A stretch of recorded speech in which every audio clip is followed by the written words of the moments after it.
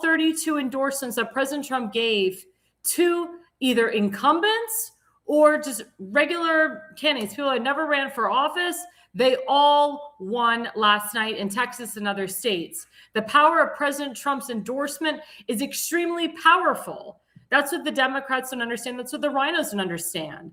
The president announced today, because he's tired of GOP infighting, that he will be the main endorser to endorse who should be the Republican nominee for the Senate race in Texas. Now, will President Trump endorse the incumbent, John Cornyn, or will he endorse the Attorney General, Ken Paxton, who went through hell last year and, of course, was completely exonerated because he wanted to stop the fraud of the elections, and he believes in free and fair elections. Now, I can tell you personally, I support Ken Paxton.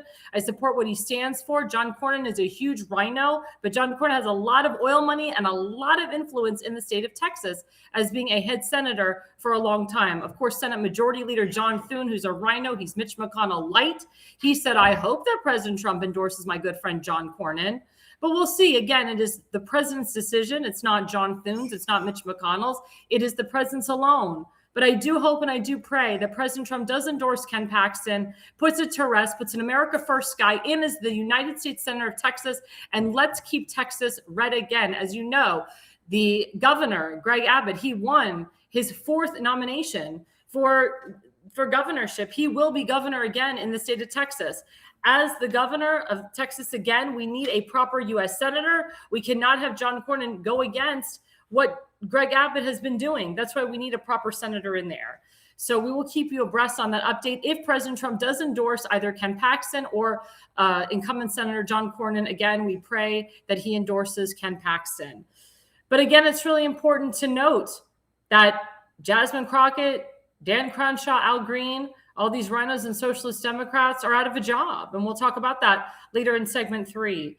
But again, it shows you how powerful President Trump's endorsement is and how powerful President Trump wants Congress to be.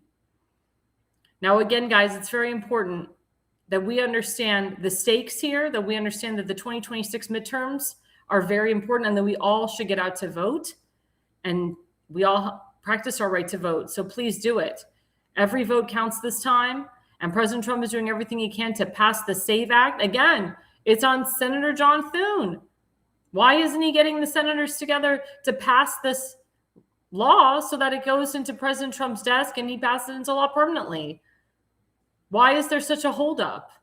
We know because the rhinos in the Congress still want to keep their power. They don't want to have free and fair elections. But it's to the American people. It's for the American people to decide. I do want to thank the American people for voting against the rhinos and the Democrat socialists last night. Thank you for voting right. I hope that this momentum continues.